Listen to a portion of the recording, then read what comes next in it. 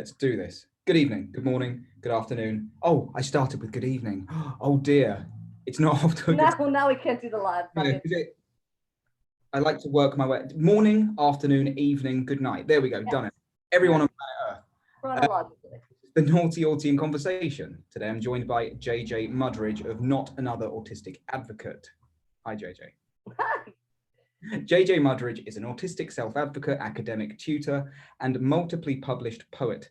They run the page Not Another Autistic Advocate with an audience of over 14,000, where they talk about autistic community, culture, and cognition, and try to dispel myths about autism and autists, in addition to doing international speaking engagements in collaboration with other advocacy organizations on neurodiversity, their experience in ABA, the harms it causes, and guiding parents and educators on how to respectfully and effectively support neurodivergent youth. When they aren't doing an autism on the internet, they're probably doing CrossFit. We create, oh, no, that bit's not meant to be read out, but here we are. And JayJay has joined me before, and they were kind enough to come back because yeah, there's always a lot to discuss, but I will proceed with the question I usually ask first of all. JayJay, how and when did you discover that you were autistic? I learned I was autistic super duper young, but like nobody ever told me. It was like overhearing conversations or like my parents telling other people about it because I had like the puzzle piece wielding warrior mommy.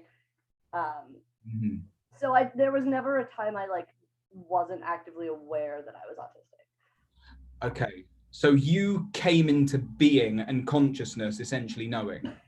Basically, I got my diagnosis really, really early because I have a lot of like the stereotypically male presentation of it, supposedly. Okay. Yeah, I don't know about that. Yeah. So actually, another thing that shocked the hell out of me prior to going live is that you've only recently, at the grand age of 32, learned how to ride a bike. This is correct. Last year. Yeah, because I just I phrased it as, well, the same with you and being autistic. I don't remember not riding a bike. Right? Yeah. Yeah. Poor foster kids don't get bikes, but also it was like, man, I was like dyspraxic as shit as a kid. I mean, I still am, but like, they're just like, don't let the fragile child near the things. So, I mean, one thing that really interests me about people who are diagnosed so early on in life is that a lot of people who are diagnosed late in life struggle with imposter syndrome, and that voice in their head saying, no, you can't be autistic because you don't present as the stereotypical male. Right. Like, so presumably, and I don't want to presume, but do you have that voice saying, no, I can't be neurodivergent, I can't be autistic, because you don't know any different?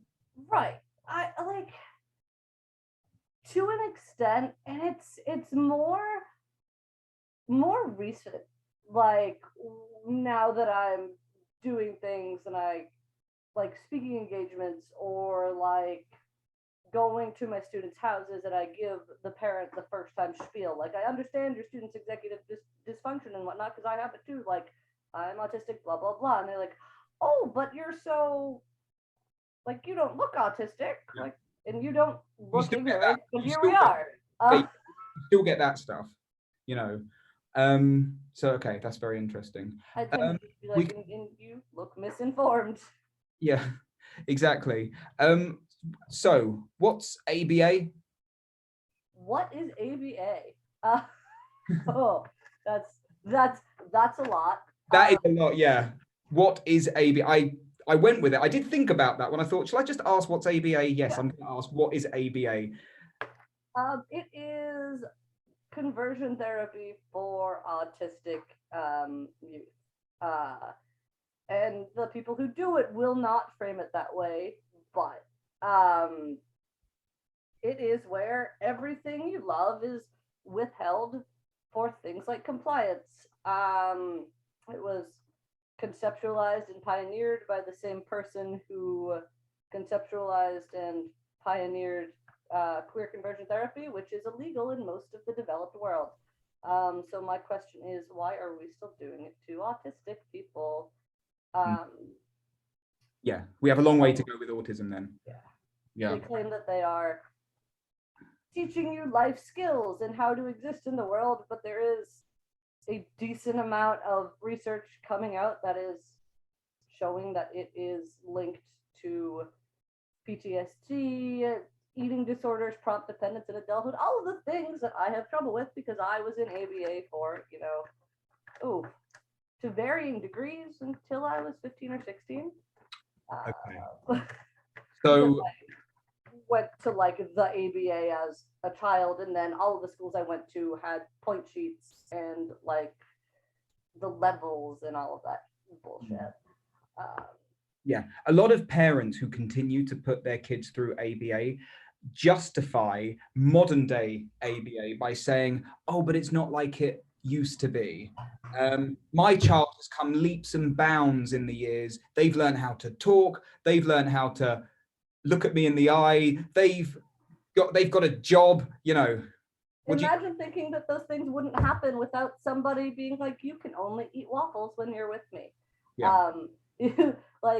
And the thing is, one of the arguments that I see against it that I get a lot as someone who went through it is like, you had a bad therapist. Like, I was in it till I was 16. I had 10 or 12 different therapists.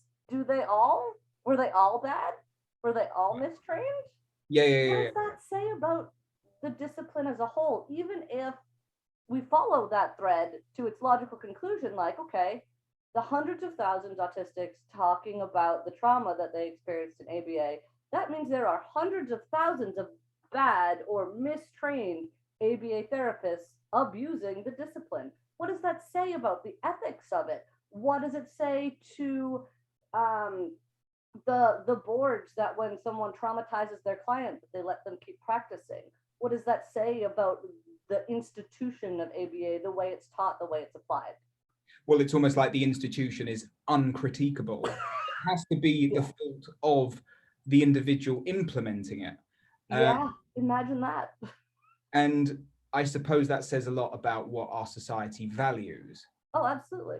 Conformity. Compliance, pro-social behavior, whatever these things mean, right? Whatever these things mean. I can remember. It's amusing because autistics are pro-social. They're just not pro-social in the ways that neurotypicals want us to be.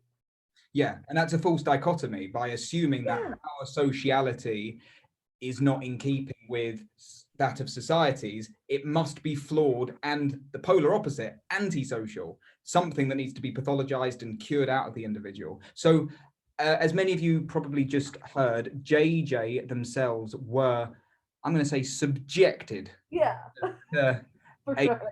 When did this start? So did you say you received your diagnosis when you were 3? Yeah, like 2.5, 3, somewhere around those lines. So, and you remarked on how you presented as the male stereotype, but what apparently, so I'm told. Yeah, so what did that mean exactly? Were you late speaking? Were you not responding to people talking to you? That kind of all of the above, like fully like head flapping, rocking all the time, and I still do now because no parents, no rules. I'm an adult, on paper at least. I was non-speaking until I was around 12. And it's interesting because I often like wonder the person I could have become, like if my IQ is, and like IQ is bullshit anyways, but I on paper have a high one. And they thought I was intellectually disabled because I wasn't speaking. So I went from like put them in a chair in the back of the classroom and like teach them how to ask to use the bathroom with like their janitor ring of prompts to like accelerated English classes. Like, so there's no childhood there. But yeah, I was not speaking. I didn't respond to things like my name, but also people were just saying my name. If you're like, hey, JayJay, can you blah, blah, blah. Like, yeah, I can respond to that. But also like, when you only let me respond in the ways that you want me to respond, I'm not really responding, am I? Like, I'm just being trained. Okay. Because that's ABA. Yeah. So how soon after your diagnosis did your ABA therapy begin? ABA torture. Yeah. I remember being in varying degrees of it pretty early. A lot of my memories of it are like waiting rooms of different things, but like a couple of my like formative like 5 or 6 year old memories is I'm like disgusted by like viscous things in my mouth. So like them putting like honey on a toothbrush and having me hold it in my mouth and like timing until you cried again. Bro, this is ABA. That's like, just as shocking as the first time you told me that. Like, right, same sort of stuff. but why? Like, well, I don't know. but okay, how did they justify their reasoning for that? So putting honey in your toothbrush assumes, oh, you'll like it if it's sweet. Well, no, it's the viscous that I was like disgusted by. So it was one of the things that I wouldn't eat. Yes. Okay, so that's their way of exposing you to that which bothers you to your very core. Yeah, which is interesting because like research shows, and like I usually have these things off the top of my head, but I forget whose research it was, but it shows that autists respond to like unpleasant sensory stimuli as if it was physical pain. Like they're not scared of the vacuum, they're not scared of the honey, they're experiencing it as physical pain. And you know what happens when you expose a child to repeated pain without an escape? Trauma. What could go wrong? What could go wrong? Okay, so that's one example. And do you remember that happening? Yeah, that's one of like the stick out ABA memories. So obviously my questions are going to be quite detailed, so forgive me if I'm in true autistic fashion. Yeah. As they administered this, was it open wide? Was your mouth pried open? Like how did? No, I don't remember. I'm sure it was at first, but I don't really remember that. I remember more like I don't think in pictures. I remember like the sensations in my body more than anything else. Oh yeah, you're aphantasic. Yeah. Because I was like, how do you deal with me? I just come out with metaphors and random images all the time. No, I love it. And like you'll see this in my poetry. People are like, this is so metaphor heavy. Like I feel overwhelmed or like dumb by it. But I'm like, no, like that's me accounting for my aphantasia is I need all the metaphors. Yeah. But what does that look like? Because if I think about a leprechaun jumping on a spider's web, you know, it's very clear in my head. Yeah, no, like I see words almost like you would on a typewriter or a screen. Like when I close my eyes, it's just my eyelids, man. Oh my God.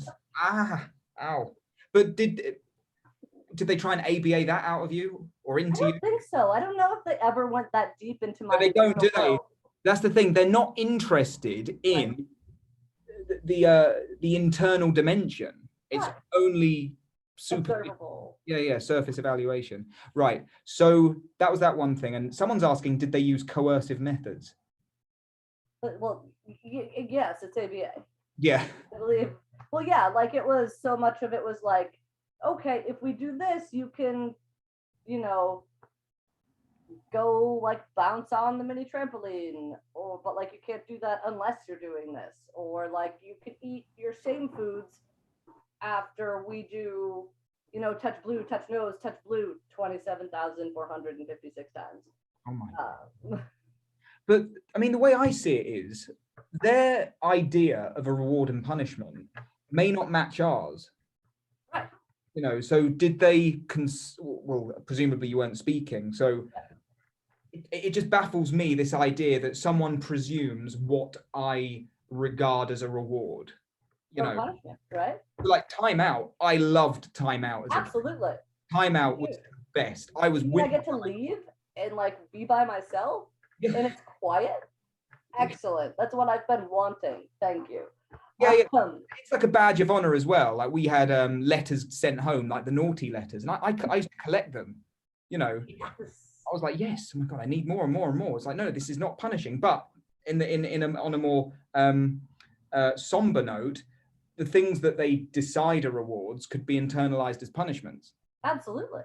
Like, well done, great, fantastic, high five. Like, get away from me. Fuck. Yeah, they're gross, sweaty adult hands. Yeah, exactly. Okay, so I mean, the next question was, why is ABA so damaging to us as autistics? And JayJay kind of touched on that at the beginning, talking about how it's essentially conversion therapy. Yeah, I mean, even if they're not doing things the way they did it when I was a kid, which was the 90s and the mid-aughts, they are still teaching you that your fundamental ways of existing need correcting. And children are so much smarter than we give them credit for. And like, oh, it's play-based, like we make it a game. If the game is alter the external expressions of your internal experiences to make me comfortable, that's still teaching someone that their modalities of existence are incorrect. Absolutely. And if you do that, it's damaging, like to anybody. Yeah, yeah.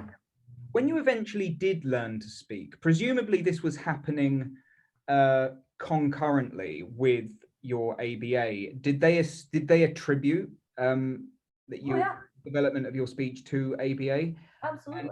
And I like was never like, we didn't have the iPads or any sort of like thing like that. Like you needed like to work to get something like that, because the technology like that just wasn't as ubiquitous as it is now. So I had like a janitor's keyring of like bathroom, like glass of water, want to eat kind of stuff. And like, can you write a eulogy for a friend with that? Can you write poetry?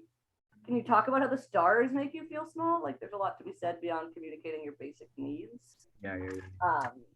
But yeah, they attributed that to ABA. Like my mother today is still like, well, you learned it. Like I've tried to be like, well, it's like, well, it taught you how to do all of the things. But like, imagine if I wasn't spending the amount of cognitive energy towards like muscling my face into the right way to make, you know, locutionary utterances. How? Oh, no, they're that pedantic that is a thing. Like the thing is, autistic people are pedantic. We care about the details, but we care about the good details, not this shit.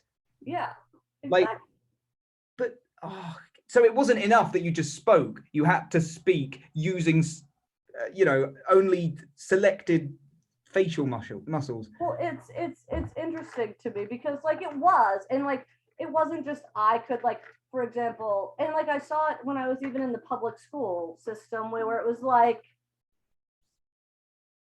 say umbrella, and the kids like umbrella, and they're like, nope, that's not umbrella, say umbrella. And I'm like, bro, he got his meaning across. He said it. You're just not gonna give him the half of a Skittle because he forgot the first syllable, even though you understood what he meant. Yeah, it's speech and autistic people is very interesting. Some of us don't learn to speak at all using words, but that doesn't mean that using words is the only mode of communication there is. Others have speech delay, and we call it delay, because even the word delay suggests that it's happening slower than what it should be, the speed it should be happening at.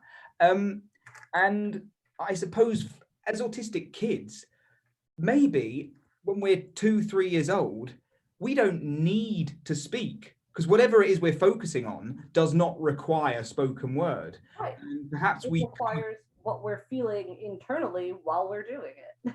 Exactly. And perhaps when we're 4 or 3 or 4 or something, suddenly we learn that, okay, now is the time I'm going to start using words to communicate with the world. Absolutely. That's, interfered with.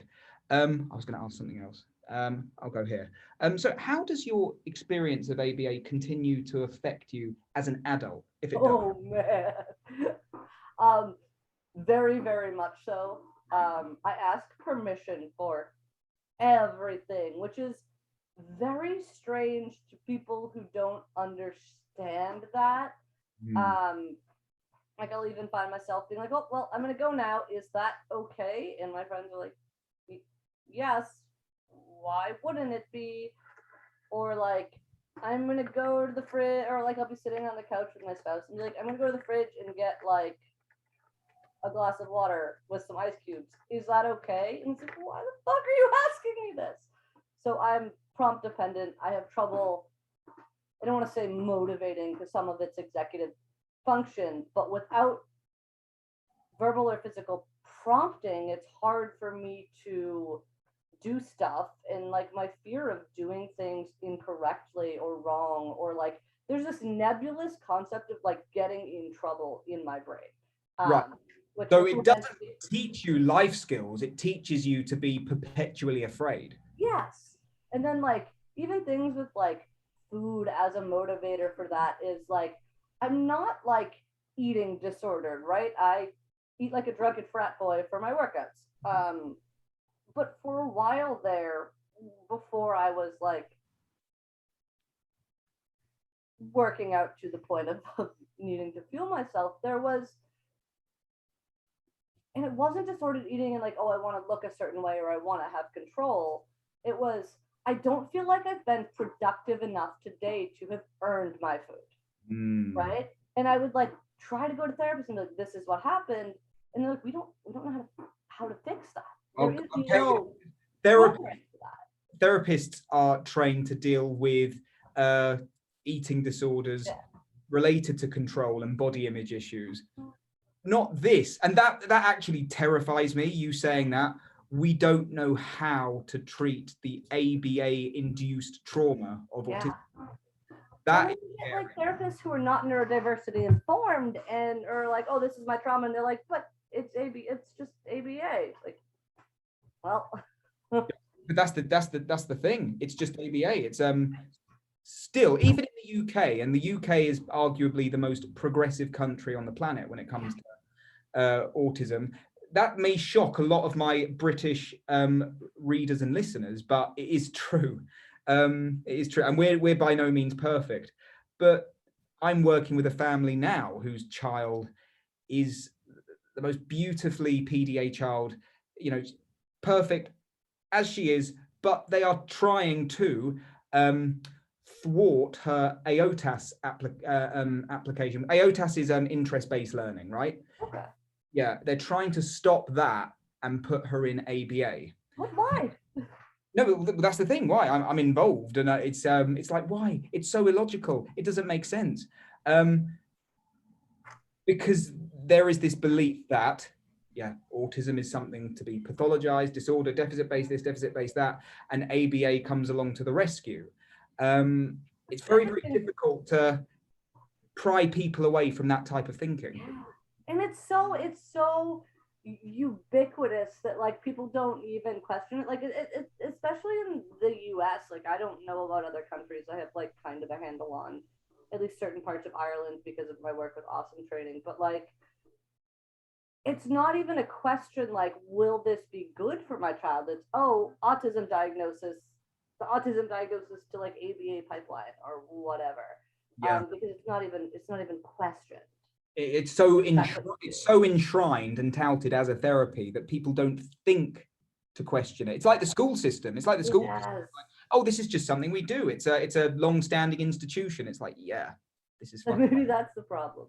Yeah. And public schools are a trauma factory on both sides of the desk. Yeah. And when you mentioned earlier that you have to ask permission, it made me think of that scene in the movie The Shawshank Redemption, when Red gets out and he keeps asking for permission to go to the restroom. Yeah. And they're saying, you don't have to ask, just go. And he's like, 40 years I've been asking, I can't just break away from it. So it's institutionalization to the nth degree. Going back to you, so how did you learn to speak? Because that's what I'm interested in. Obviously, they would have attributed the development of your speech to ABA, but I'm always interested in how late speaking autistics come to do it. I think a lot of it was that. So I've said this in other speaking engagements before, but I believe that ABA basically starved speech sounds out of me, right? Like that it was, well, you're a big kid now and you need to ask for your food. But like I grew up the type of poor that people don't like to admit still exists in the United States. So my 2 guaranteed meals were at school where all the ABA was happening. So it was like, well, when they're hungry, they'll ask. Oh my God. Oh. Which is just interesting to me. And like, I had a run-in when I was still in the public school system, like trying to change it from the inside because naive mid-20s. And I said this to the like ABA head, like BCBA thing, because I was like trying to connect and I was sharing a story about myself and I was like, yeah, well, I hope it changed since I was in it. And I mentioned that and she was like, no, it didn't. And I was like, well, pardon me? And she was like, they didn't do that. And I was like, oh. She was like, no, they probably like used food as a motivator for this. And I was like, do you not see how that's similar? Like genuinely? And she's like, well, I really like chocolate. So if I wanted to learn a habit, I would deny myself chocolate until I did the thing. And I was like, yeah, is chocolate the same as school lunch? Like, oh my God. but they ABA themselves into genuinely believing this. And so much of it is, it's cultish to me. And I try to back off changing the minds of ABAers themselves, because that's not going to happen. No. And more the parents who are already questioning it, the RBTs who got in it to work with, autistic youth and are starting to see the holes in like the grand scheme and are like, hey, actually listen to us. Yeah, I am particularly interested in the collateral damage and how one doesn't even have to necessarily go through ABA therapy for them to somehow come into contact with ABA culture, ABA thinking. Well, even, society ABAs us. That's what I mean. So maybe school bullies ABA us, teachers ABA us, even well-meaning people ABA through no fault of their own. And most concerningly, we start to do it ourselves. Yeah. To me, that is what masking is, self-administered ABA. Yeah. Here is what you should be doing. Now you're going to dedicate your life to trying to be that and trying not to be you. And people can't love a mask. Like, if they love the version of you they present and like, they don't love the you, and like, the idea that someone won't love you because of your autistic traits, or they can only love you in spite of them, is so harmful and egregious. And like, it takes so long to find the people who genuinely love the you behind your mask, but like, it happens, and it can't happen unless you drop the mask. Yeah, and that's the thing. And so long as we are using that mask, we cease to fully love and embrace ourselves. Yeah.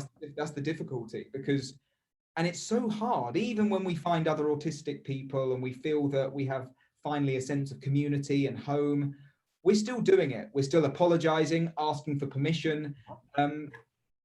We are still under control of some kind of evil, malignant dictator who now happens to live inside our heads. Yes. Punishing us for not doing as we should.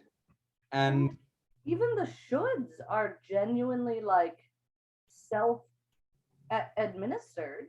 Like, yeah. Just because these things are common does not make them normal. And like, telling me something is normal tells me nothing about whether it is like moral or right or preferable. Like, when I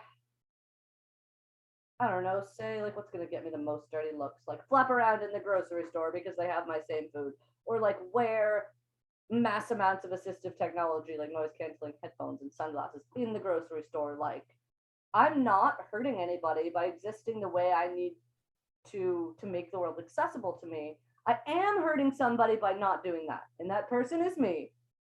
Mm-hmm. Yes, absolutely. It's always about, we have to harm ourselves to convenience the outside.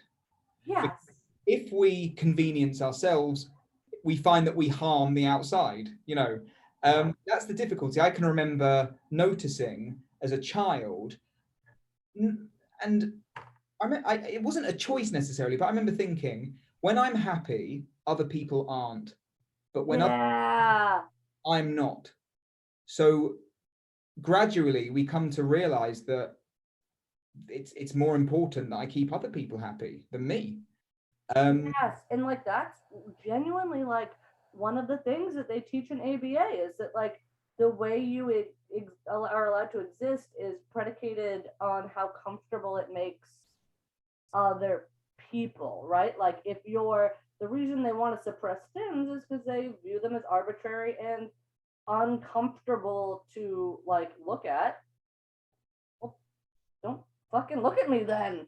No, that's what I mean. It's the things like that it's like, who cares? Why does that matter? Now, if someone is having a meltdown, then yeah, let's all work together cooperatively to understand how we can, because none of us want a meltdown to happen. No, never. People around us, not us either. So can we work together to understand what's going on, what's triggering, you know, how can we create an environment less stressful? But hand flapping, come on, like, right. there are worse things in life. There are things that require our attention. Hand flapping. Yes. I'm like, well, they won't be able to keep a job like that. Like, yeah, not if your boss is a douchebag. Yeah. Maybe you need a better like boss or something, like, because it's like also like so much of them like put emphasis on like neurotypical body language. Like people aren't gonna want to hang out with you if your arms are crossed. Like stimming is autistic body language, and if you emphasize the importance of body language, why are you taking away what I'm trying to communicate, right? Like, this is my body language, and if you gave a shit about the internal experiences of us, you would read it as body language. Yeah, it is very much a zero-sum game as well, because I often talk about how if I'm working with a kid and they are jumping around and doing somersaults and not looking at me, sorry about the whatever the fuck it is.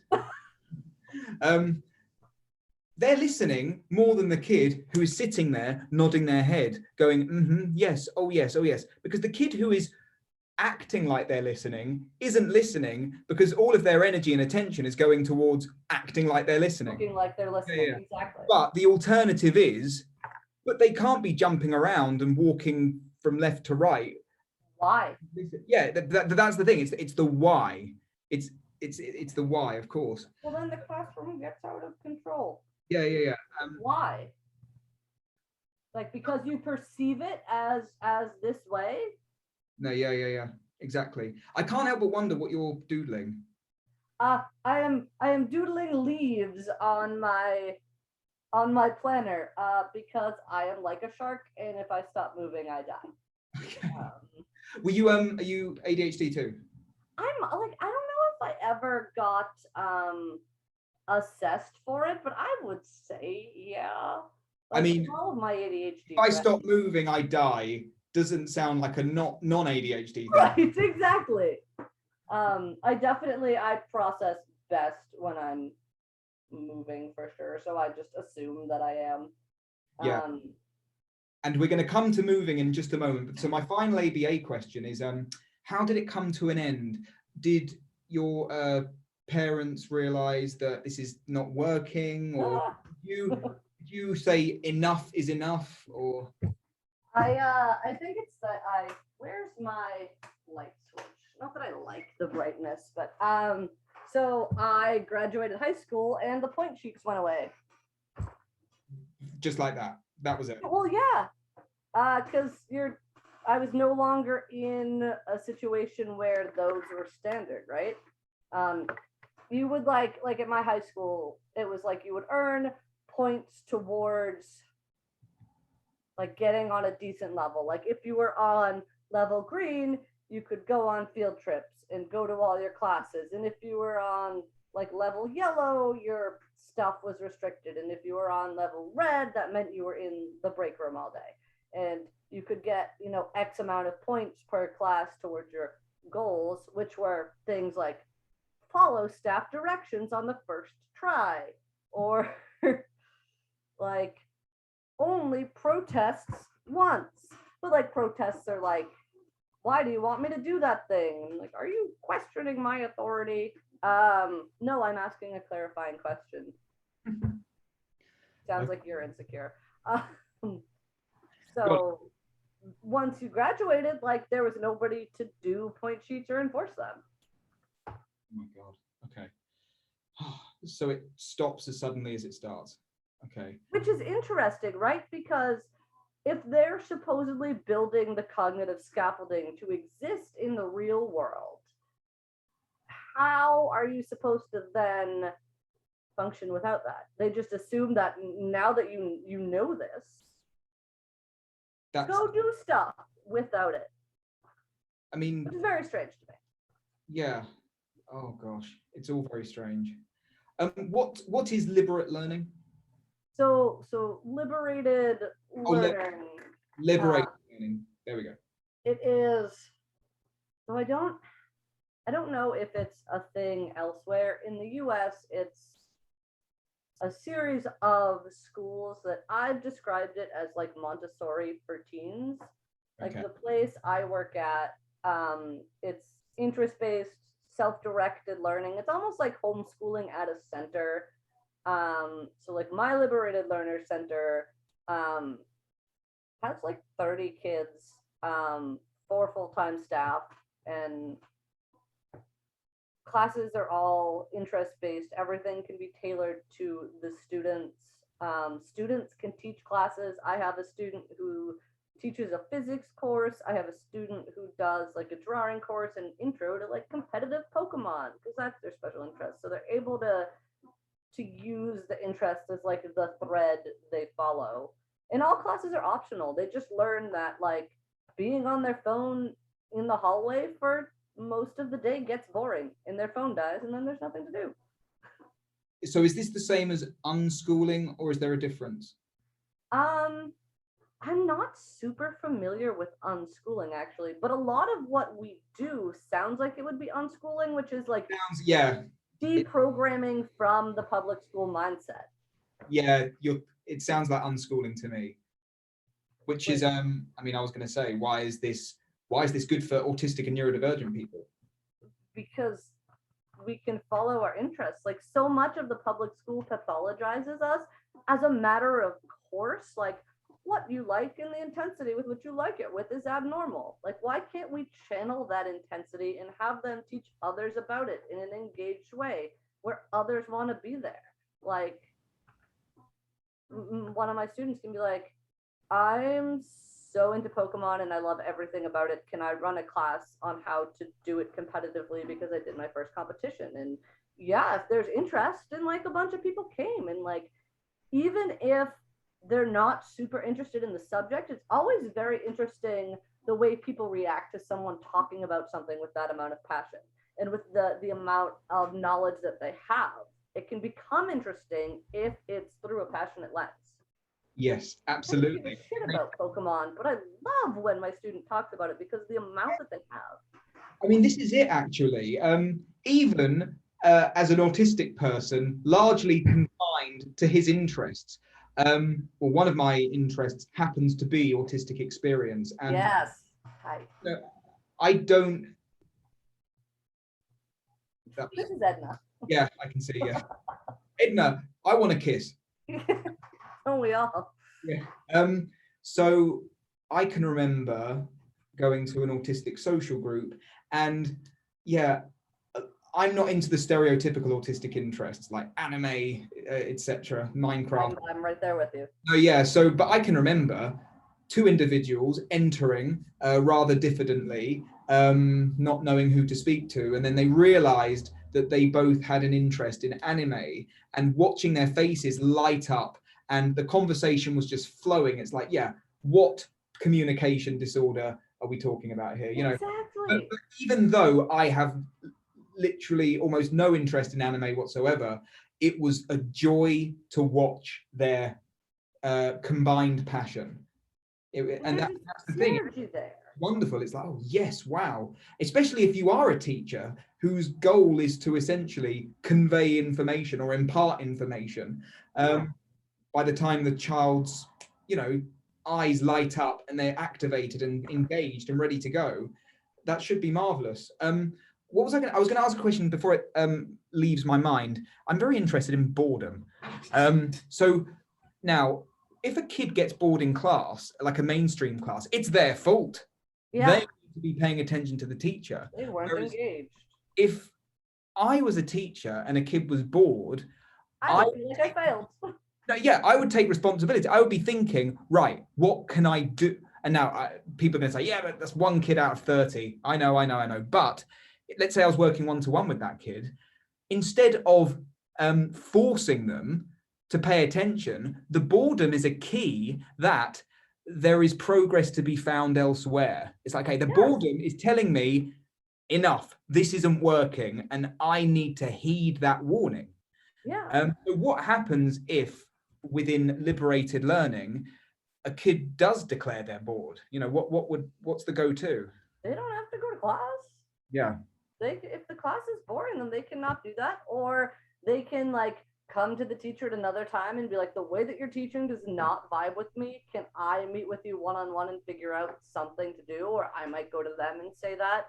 Or like, is there another class you want to be taking? Like, if we're gonna, you know, stop talking about this in the middle of the book, are you okay with not finishing the book? Or like, do you want to talk about it one-on-one? Is it something with the class? Are you genuinely bored? Is there a social thing going on? Like let's joint troubleshoot together. And there's no obligation to do that, because it's also like outside of the public school system. So most of these are kids that have been pulled from public school to like homeschool, but parents didn't have a lot of direction. So it's like, well, you may need these for like your college transcripts, but if there's more interesting things to do right now, you can do those. Just like, let's come back to something like this. It doesn't need to be this book, but if you can demonstrate the skills in another way. Yeah.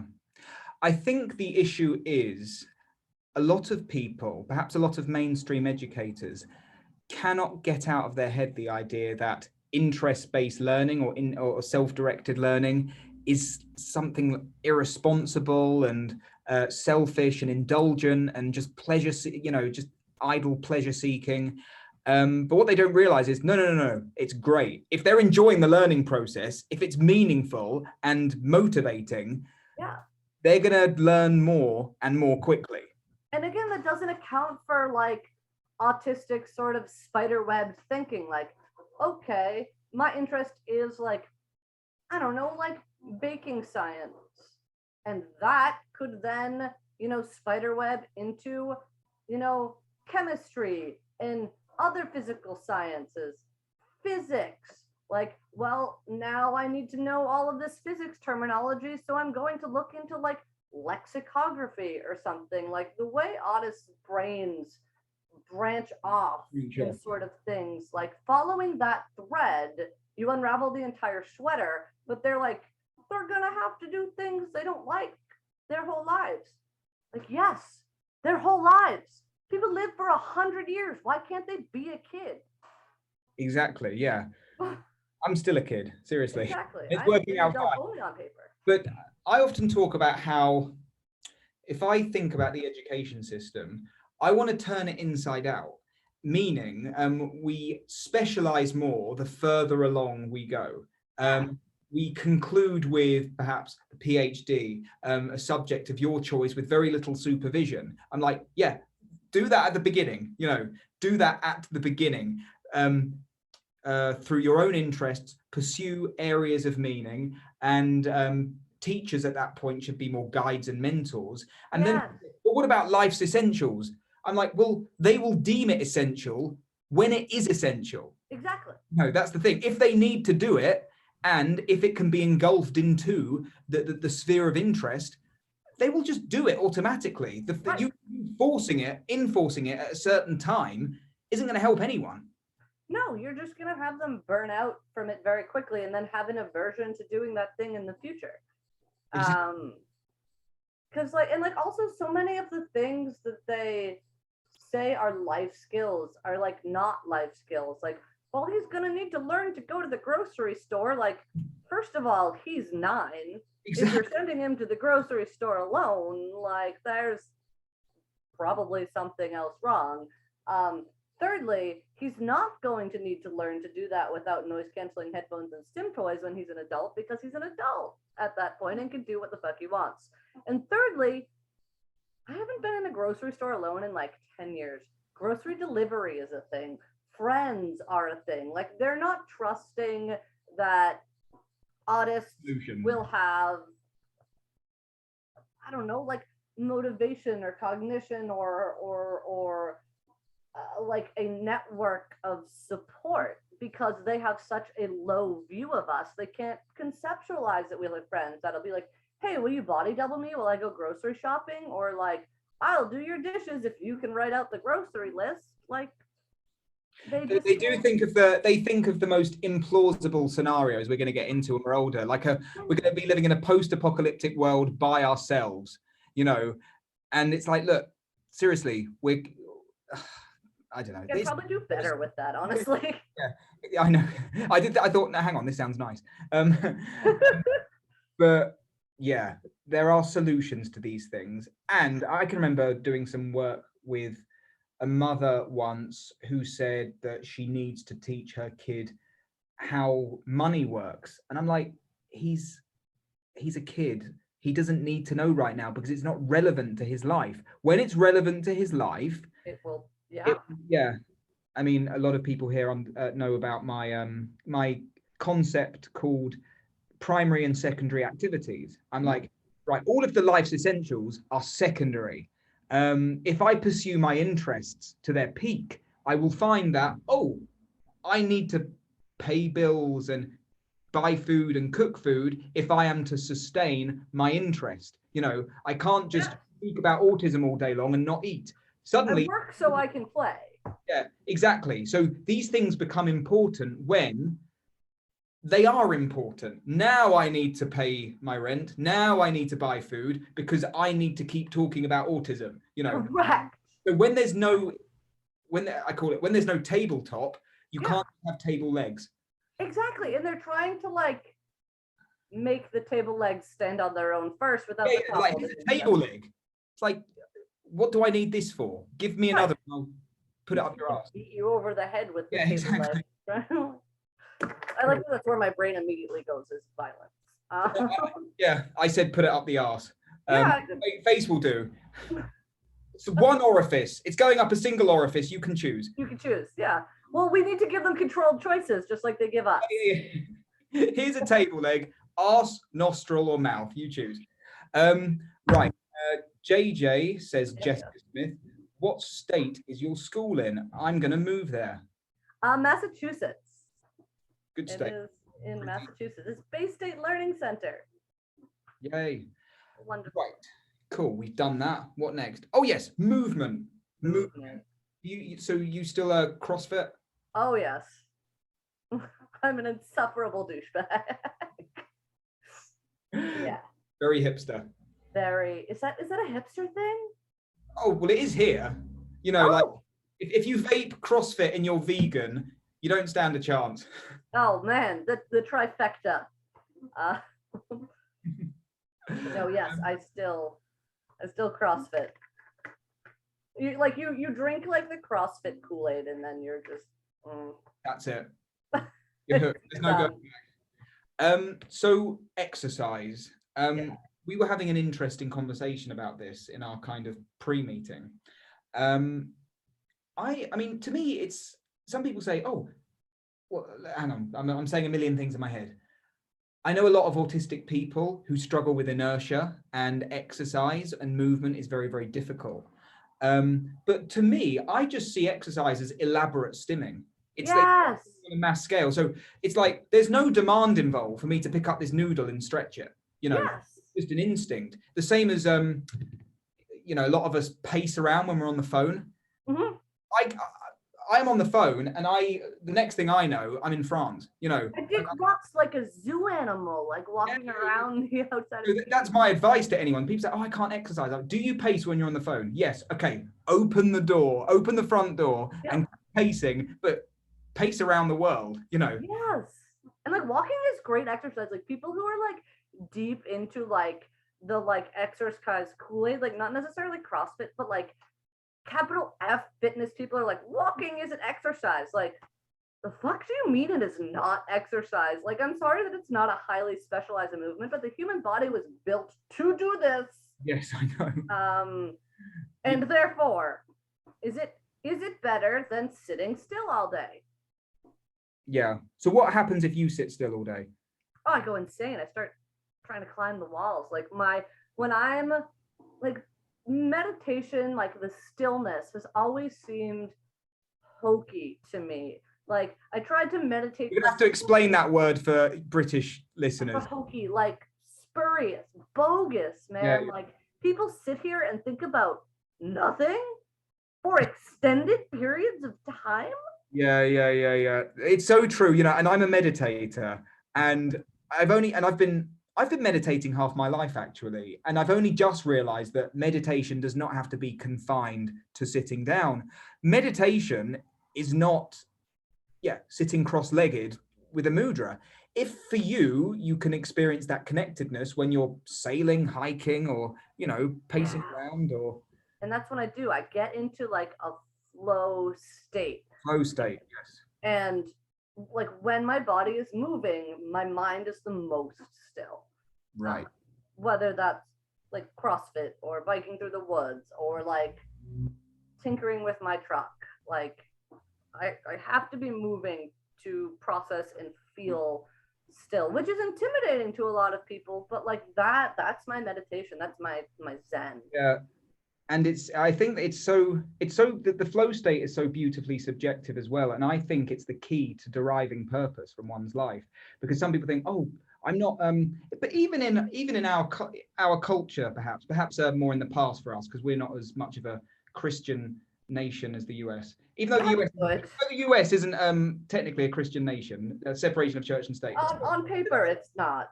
Yeah, that's another story. But there could be the sense of Christianity. This is where you derive your meaning from. But it's like, no, that depends on the individual. Some people just get that gardening. Other people get that jerking off. It doesn't matter where you get it from, you know. But that's the thing. People are like, what am I doing? What am I doing? It's like, where do you get your flow from? You know, and people know this. Like, oh, when I'm doing this, there you go. That's a wonderful place to start. And wait, I'm bringing it back to movement. But yeah, it's just an elaborate thing. It's like, I find that, because I run a lot, and people are like, oh, how do you have the energy to run? I'm like, look, I will run I start running even when I'm walking, because something will happen, I feel alive, and oh, this is happening. It's like, I don't even choose to do it. What are the forms of exercise that you don't even choose to do? It just happens. It just comes over you. For some people, that is dance. For some people, that's, I don't know, push-ups or climbing. It doesn't matter. There are things that you'll just naturally do without even thinking. Exactly. And like one of the things I like about CrossFit is that there's like deep methodology. There's an intellectual side to it, like programming for a specific stimulus, or like I love, it goes back to like the ABA thing where like I don't let myself do something not well. Like the gifted kid struggle of like, oh, I have to work at the thing, so I should probably quit the thing. Like I just picked up pole dancing, and that's such an unnatural way to move your body. But there's an intellectual side to it too. This is the spiderweb thinking and the interest-based stuff. Like I'm going to learn as much as I can about physics of pole dancing, because I need to be a better pole dancer. But that's it. And this comes back to the kind of cognitive networking you were talking about before. I'm a boxer, and it's so important as not just a physical discipline, but a psychological one too. Yes. Because I'm angry, like I'm irritable. I'm so fucking angry, and you know, it's helped me to control my temper. So it's not just releasing in the ring. It's actually it helps me to. As a kid, I had such an acid tongue, you know, like that was where I wasn't a very physical kid. Ironically, I needed a physical activity to help level out my tendency to just shout and swear. And boxing helps to do that. Same with cold water swimming, right? Because I'm a vocal motherfucker when I get in the water. It's freezing. And people are like, do you like that? I'm like, it's so important that I do this, because I start shouting and cursing the sea out, you know. And you can do that with the ocean. You do it to a person, unacceptable. I can literally insult and abuse the sea. It's great. And like that's across, like it's totally just normalized to be like cussing your brains out like mid workout, because it's intense and difficult, and like No, exactly. So yes, movement is important. Absolutely. And like, I never thought I would like moving. I thought I wasn't a physical person, but that's because like I thought back to gym class and nobody taught me how to move. Like I lucked out with my CrossFit box where there's like, again, that's one of the things I like about that specifically, and also pole dancing, is there's a progression there. Like if you can't do a handstand fucking push-up, which I'm working on, you stand there and you go like this, and then you stand there and you go like this with weights, and then you like, there's a million things you can do to build the skills to do the like glamorous movements. And then like, but like you think back to like, oh, autists are bad at gym class, where it's like, yeah, because you told me how to do a push-up and I got made fun of when I couldn't, and there was no like instruction. You're like, well, we're gonna do 10 push-ups and then we're gonna run the length of the gym. Nobody ever told you that your knees should be at 90 degrees when you were running, or that when you're pushed, like the different ways that you can do push-ups. Like they tell you how to move, they don't teach you how to move. And that beautifully segues into my last question. What are your views on gym teachers? Gym teachers are like cops. Like they're the worst. I've never met a gym teacher I liked. Yeah, because I have the same with drama teachers. Yeah, I get it. Gym teachers were, yeah, but for me it was drama teachers because they were so controlling, and there was something about, I don't know what it was. I always used to just think every drama teacher was an arrogant douchebag. Well, were they? Did they try not being arrogant douchebags? Yeah, but it's this kind of weird, going back to ABA, it was like, this is how to be expressive. This is how to perform. This is how to mark this. And I would resist it. So my PDA would really kick in around drama teachers. I imagine. And you like are really into the arts too. So that must have been especially irksome. No, it was.